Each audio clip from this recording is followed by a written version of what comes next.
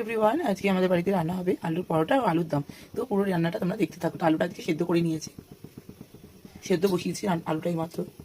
আলু পরোটা বেলা হচ্ছে, মা বেলছে। এই যে ময়দাগুলো মেখে রেখেছে। পুর বড়া হয়ে গেছে মা? এই যে পুরটা মাখা রয়েছে এখানে, আর এইদিকে রয়েছে আলুর দম, সেটা আমি করেছি। আর এটা হচ্ছে মা করেছে আলু পরোটা।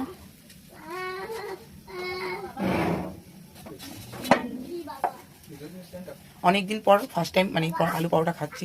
আগেও খেয়েছি, ওটা রাঙা আলুর পরোটা, আর এটা হচ্ছে এমনি এমনি আলুর পরোটা।